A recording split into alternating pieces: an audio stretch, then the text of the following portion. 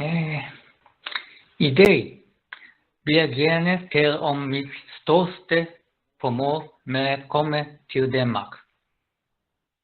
At kende værdighed.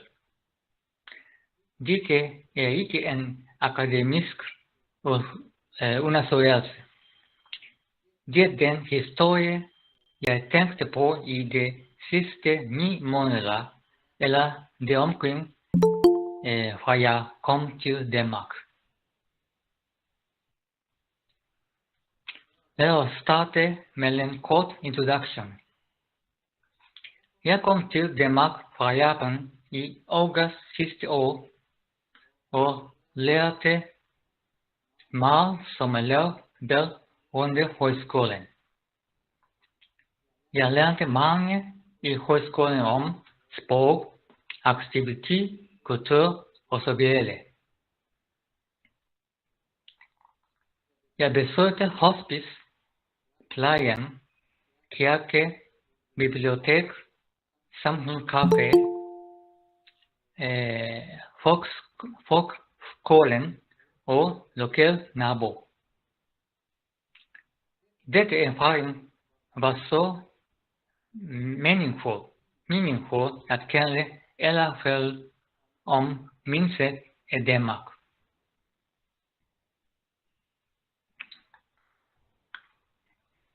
Jeg var fælles i 1960 i Tokyo.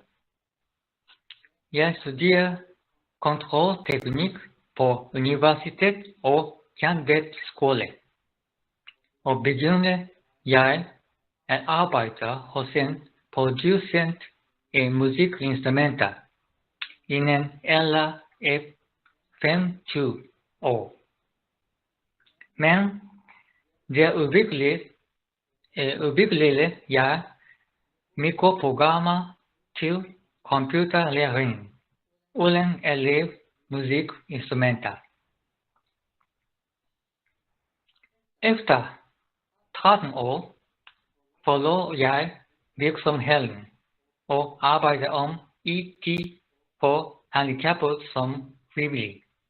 Og jeg lever også et websted af plejehjem og begyndte at kende ting related til sårbare grupper. Jeg tænkte på det, da jeg var 57 år gammel i august for 2 år siden. Mange mangler kroppen i de sidste par år. Jeg forestillede mig vagt 5 kilden. Hver dag modtages en plejeydelse, mens min smiler for første gang tænkte jeg på følelserne hos den person, der modtager plejeydelser.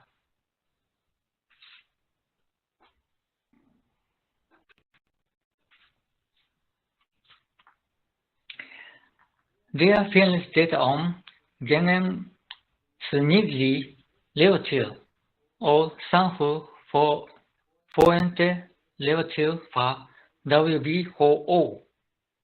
Som forventet levetid er den periode, hvor du kan leve en sund liv. Sammenlignet Danmark og Japan.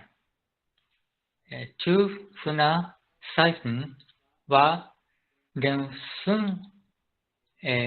forventede levetid i begge tilfælde cirka 88% af den gennemsnitlige levetid.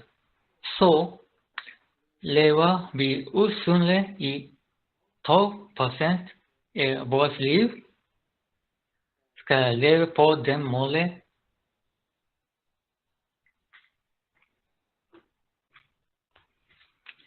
I Japan introducerede vi langvarige forsikringssystemer for ældre i 2000.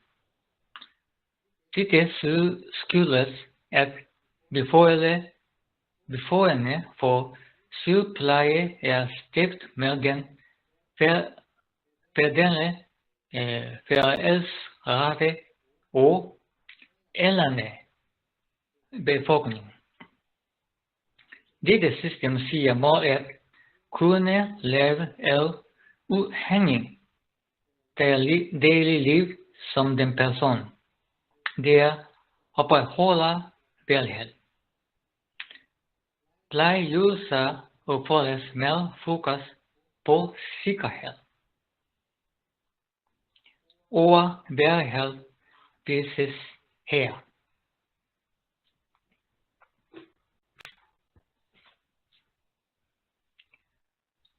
Ordene bevare velhed og opretholde velhed blev brugt til at introducere alle sygeplejeydelser.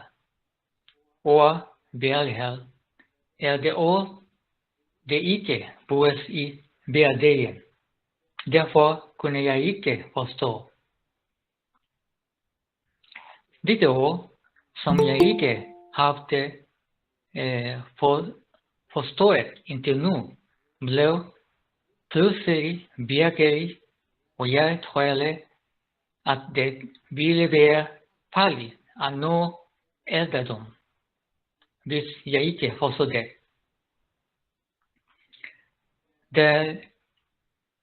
Da jeg lærte teknik,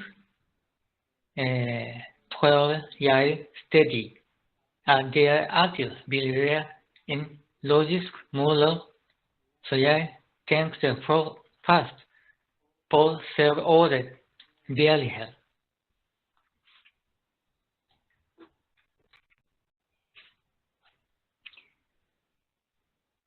I den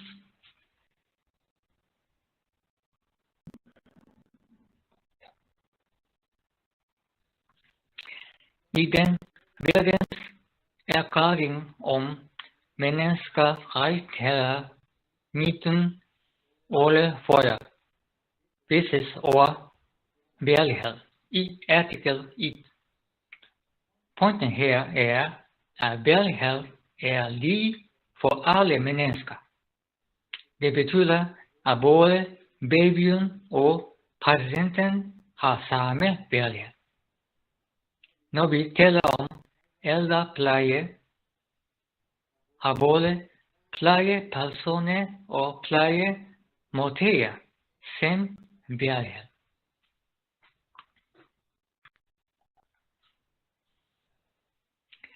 Selvom ordet velhed ikke findes i den japanske forfatning, forstås det, at respekt som individ beskytter velhed. Det er imidlertid abstrakt og vanskeligt at forstå.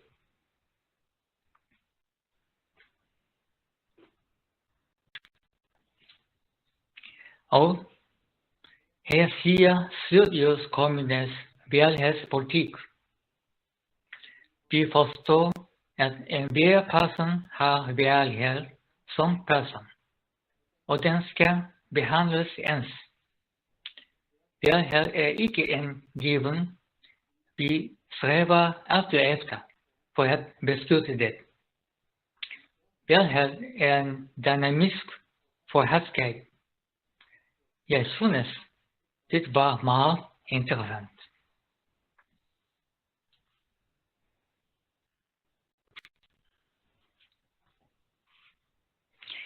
I løbet af et halvt år undersøger jeg arten af velhed.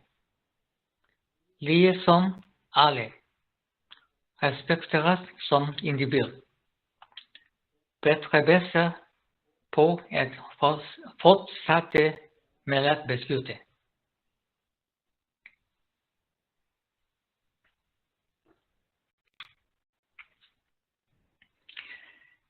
Jeg lærte kontrolteknik. Det er en teknologi til, hvordan man bringer målet tættere på idéet grundlaget for dette er at observere betingelsen, sammenligne dem med de ideelle, formulere en strategi og udføre den.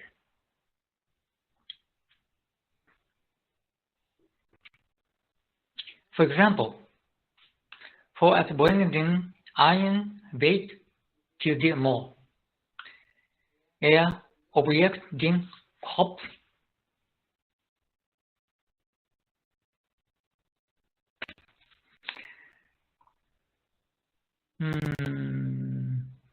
Den aktuelle verden end din aktuelle vægt. Og målværden er din ideelle vægt.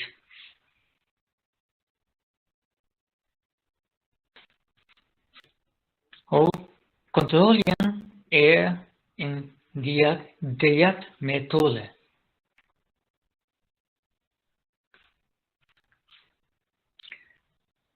Jeg tror, at Sydøst Kommunes velfærdspolitik gælder for sådan en dynamik, fordi denne politik definerer ikke velfærd som en ting, men betragter den som en mulighed for at tage ansvar for livet.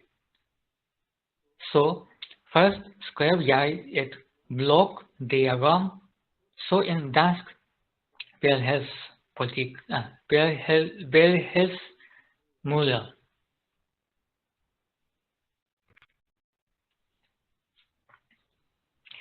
I dette figur er objekt en plejeydelser.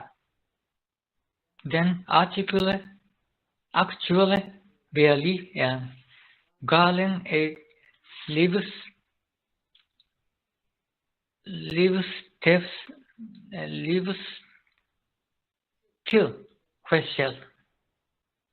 Målværdi er ideel livsstil.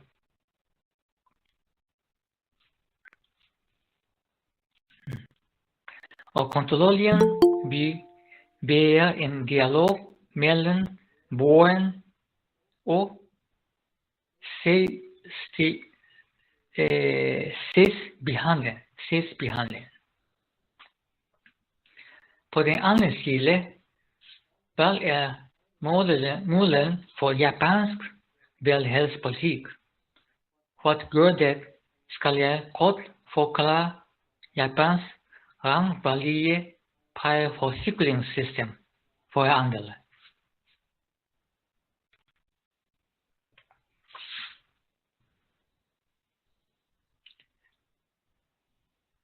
Borgere over 40 år skal betale forsikringspræmier.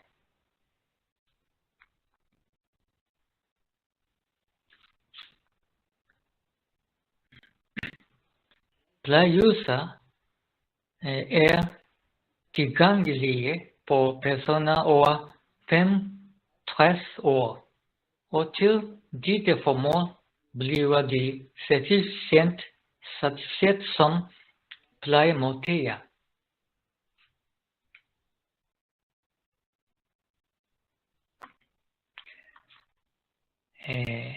Tjenesten betaler 10% til 30% alt efter indkomst. Selv hvis du modtager plejeydelser, skal du fortsat betale plejeforsikringspræmier.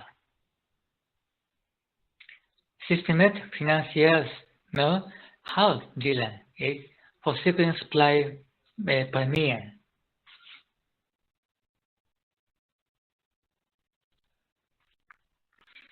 Og inkuberet af din nationale regering.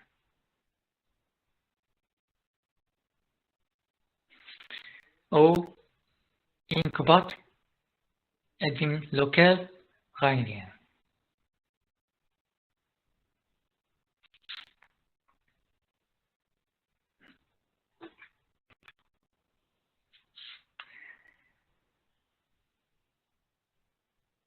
En projektchef, plejechef, en knyttet til plejemåten for at lave en plejeplan, mens den konsulteres.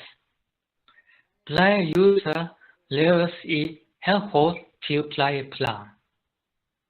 Da systemet er en ramme for levering af plejeydelser, er blokdiagrammet som følger.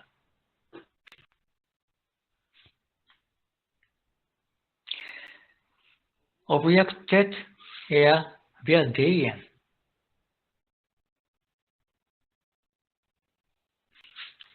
Målværdi er de ideelle plejeydelser,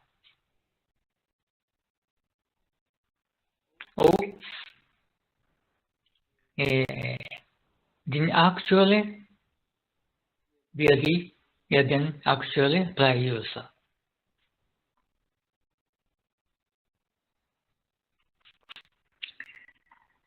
Den aktuelle plejeydelse vil blive tættere på den ideelle plejeydelse, mens kontrol plejemåters tilstand samtale her.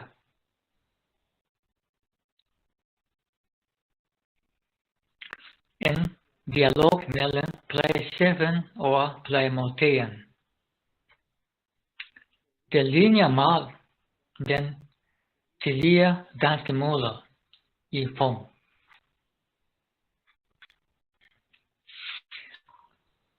Lad os arrangere 2 og få et diagram over den danske velfærdspolitik. Herunder er et diagram over det japanske systemet. Først tror jeg, at velfærd var noget i retning af ingenting, selvom det var vanskeligt at beskrive det. I slutningen af 2019 blev det efterår et forløbigt regime. Jeg troede, at velfærd var en dagbog for at gøre livet meningsfuldt. Det jeg bemærker her er imidlertid, at det ikke er noget velfærd i sig selv, men det er en tilstand, hvor velfærd er beskyttet. Så det synes bedre at tage det.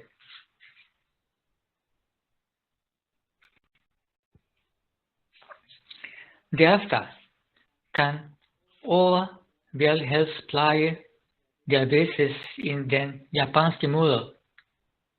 Muligvis betyder pleje der ydes i en tilstand af velfærd,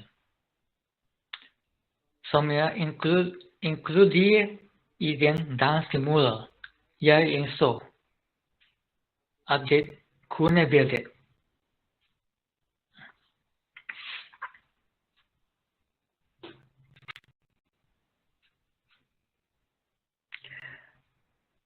Dette overraskede mig. Nej, verden var altid været så let. Jeg valgte i min lange erfaring. For det første er det meningsfuldt at overlappe tallene for Danmark og Japan, som har helt forskellige velfærdssystemer. Det vil være vanskeligt at nå dette tal. Det burde dog være noget at skrive en stat med velfærd i Japan. Jeg tror, det var en samtaleblok. Det er her kontaktpersonen laver en strategi for at kontrollere plejemåterens tilstand og tale med dem for at bringe dem tættere på deres ideelle liv. Jeg tænkte, at det er vigtigt er lighed og tillid.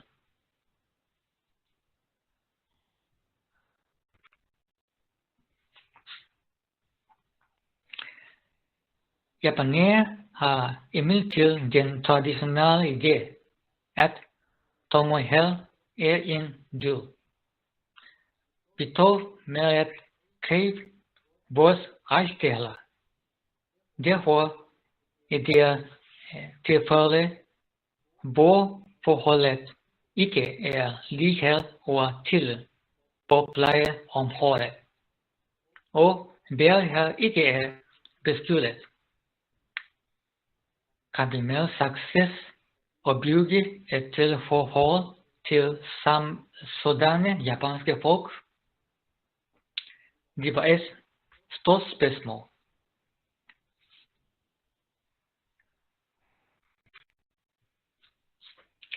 Så jeg besluttede at ansøge om en interview mellem plejearbejder og bekræfte det. Min interesse er det muligt at overveje et bedre liv med samtaleblokke. Vi har en dejlig dag, og vi talte på den solide terrasse. Hun svarede oprigtigt.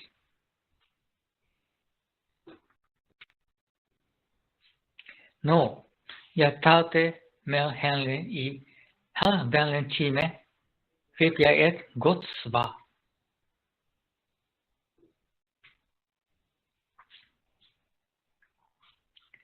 Først talte hun om Borgernes hus. I henhold til Sydlands Kommune ældrepolitik 2013, hvor 80% af borgerne over 80 år i almindelige boliger. Det betyder så, at huset og det endelige af huset er vigtige rum for borgere og skal respekteres.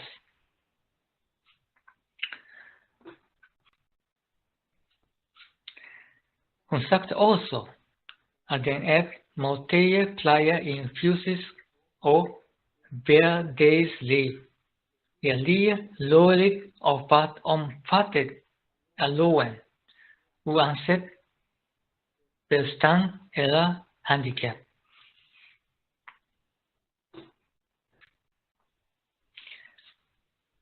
Og hvad var vigtigt var, at plejen blev lavet af et team af fagfolk. Det var ansvarligt for noget at kontrollere borgernes tilstand, dele information og lave nødvendige tjenester. Og borgerne forstår, at de har ret til at modtage tjenesterne og til at acceptere at afvise dem. Jeg føler, at dette svar viser, at miljøet er, hvor borgere kan kræve deres rettigheder i komfort. Især var jeg imponeret over, at retten til at modtage pleje og ansvaret for at yde pleje er unik for en velfærdsstat. Men dette er bare sammenligninger af lande med forskellige institutioner. Til sidst stiller jeg det vigtigste spørgsmål.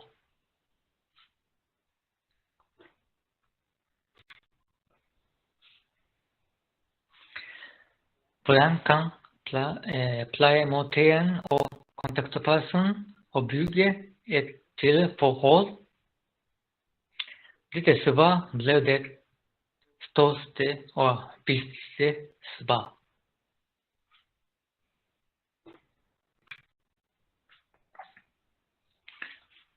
Fortæl mig, hvem du er. Jeg var chokeret over Graham. Måske lærte hun mig, hvad jeg ville sige mest. Dette betyder ikke, at dialog vil begynde med det samme, men det er et lige og oprigtigt spørgsmål. Spørgsmålet var, at jeg ville have den til at kunne fortælle mig, hvilken slags person det var, såsom uddannelsesmæssige baggrund, medicinsk historie, arbejdshistorie, hobbyer, yndlingsfarver, yndlingsmad osv. Og selv hvis jeg bliver en plejemodtager, kan jeg ville. Jeg var virkelig glad. Selv i Japan opdages personlige historie, der beskriver ens historie i pleje af ældre. Det betragtes hovedsageligt som oplysninger om foranstaltninger mod demens, forbindelse af hobbyer og pleje. Dette spørgsmål gør det til en bredere og mere informativ manual. Jeg føler, at følelsen er sikkerhed, som folk kan lade uden selv at sige det, vil hjælpe med at opbygge tillid. Så hvad kan jeg gøre nu? Sandsynligvis underskrivning, tegning, musik, keramik og skulptur. Det overføres til kontaktpersonen som noget, som jeg har elsket. Og hvis det er muligt, skal jeg tilføje så meget som muligt, hvad jeg vil gøre, når jeg sidder fast i alderdommen. Og hvis kontaktpersonen stiller mig dette spørgsmål, vil jeg åbent tale med hende og virkelig luften begynde at cykle. Faktisk kom jeg til Danmark med en halv pessimistisk følelse. Jeg spekulerede på, om jeg havde håb om min fremtid. Jeg burde dog studere op til dette punkt og lave noget, det udtrykker mig selv. Det var et stort håb, at jeg kunne finde min fremtid spændende. Bedste på at lære mig selv at kende. Jeg vil gerne lave en gave til fremtidige kontaktpersoner på min egen måde. Til sidst vil jeg gerne takke eleverne, lærerne, personalet og det lokale for at have afslutte rapporten. Tak skal I have.